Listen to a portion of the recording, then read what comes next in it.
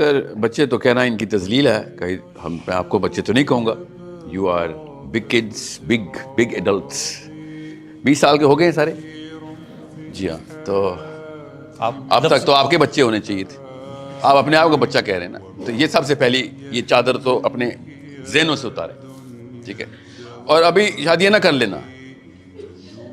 ہاں، وہ ایک خاص شعور ہے جس کے بعد آپ انسان کو اس دنیا میں لا کے اس کی نشو نما کرتے. وہ شعور ابھی تک اس لیے نہیں آیا. آپ کا قصور نہیں، میرا قصور ہے. I am at fault. Your elders are at fault. آپ لوگوں کو تو پیسے کا لفظ میں نے سکھایا ہے.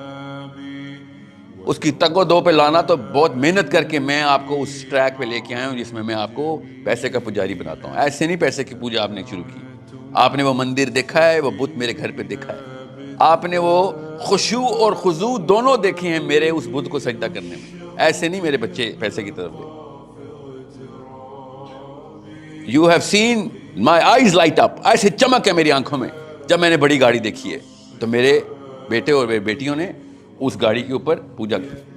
آپ نے میری وہ حسرت دیکھی ہے، اللہ کی قسم دیکھی ہے آپ نے، جس کو پورا کرنے کے لیے آپ نے وعدے کیے ہیں اپنے ساتھ کہ میں یہ منزل پوری کروں گا. تو قصور میرا ہے. کسی شک میں مت رہیے گا. میں نے آدم علیہ السلام کا مقصد بدلا آپ کے آگے. اس سے بڑا کوئی گناہ ہے؟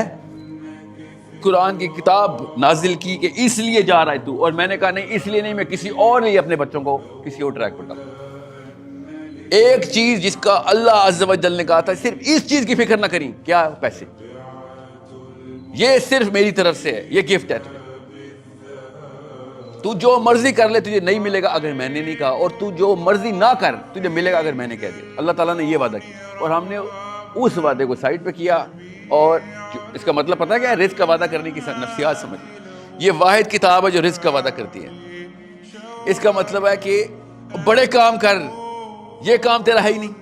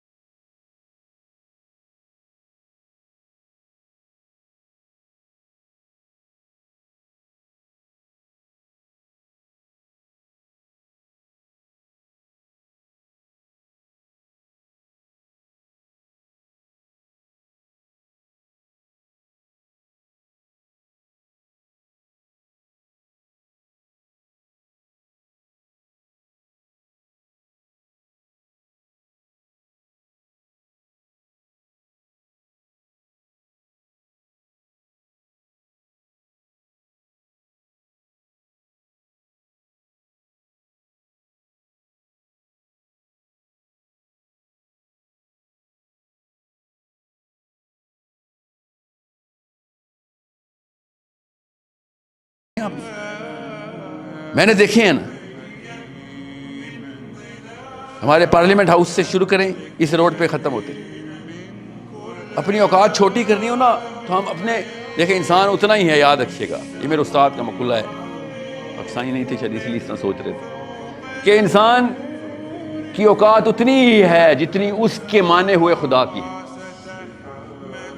اب آپ چوز کر لیں کہ آپ کائنات کے مالک کو اپنا خدا مانتے ہیں یا پھر چھوٹے چھوٹے خدا آپ نے رکھ لیے, کیونکہ آپ نے جو پرپس سیٹ کر لیا آپ اس سے چھوٹے ہی رہیں گے. جو چھتری لے لی اس کے نیچے ہی آئیں گے. بس یہ ہے, آپ کو یہ اوقات ہے اس وقت نوکریوں کی اور کریئر کی اور اس کیپٹلسٹک مینٹیلٹی کی, جس کے بعد آپ کو بھی بتا دوں آپ کی عمریں نہیں ہیں. آپ نے اصلی پوجا دیکھنی ہے تو مسجد میں مت جائیں, مندر میں بھی مت جائیں, سائناگاگ میں بھی مت جائیں. اتنا یہودی بھی خشوع خصوص ہے, اتنا نہیں اتباع کرتا. پاکستان کی کارپوریٹ کمپنیز میں امپلائیز دیکھیں, وہ ہے اصلی عبادت. باس کو کس طریقے سے ریڈ کرنا ہے, اسٹڈی کرنا ہے. اپنے باس کی سیرہ ایسے انہوں نے یاد کی ہوتی ہے, نبی کی سیرہ نہیں پتا. اس کے بچوں کے نام, سکول, ڈسٹنس تب پتا ہوتا ہے.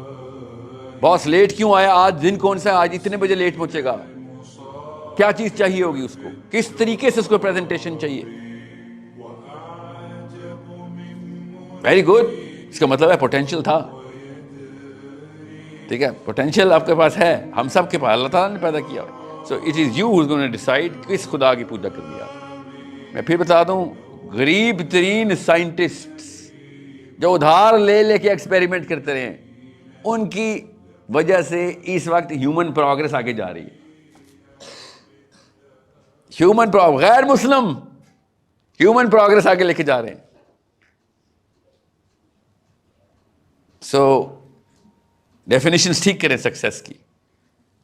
جن کی آپ لوگ کتابیں پڑھتے ہیں نا بلینئر ہونے کے خوابوں میں, وہ خود کتابیں لکھ کے تھے, ان کے پاس $1 نہیں تھا,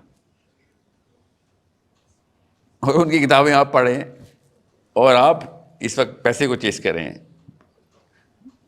لاچار قوموں کی دیکھیں, غریب امیر کو نا غریب ہونے سے ڈر لگے تو سمجھ آتی ہے. ہم پاکستانی واحد قوم ہیں جو پہلی غریب ہے, ان کو پھر بھی غریب ہونے سے ڈر لگتا ہے. قومیں تباہ تب ہوتی ہیں نا اس کے غربا غربت کو نحوست سمجھیں. اللہ تعالیٰ نے 1,24,000 غریب نبی بھیجے کہ کوئی کسر نہ رہ جائے کسی کو, کہ اصلی کاموں کے لیے پیسہ نہیں چاہیے ہوتا.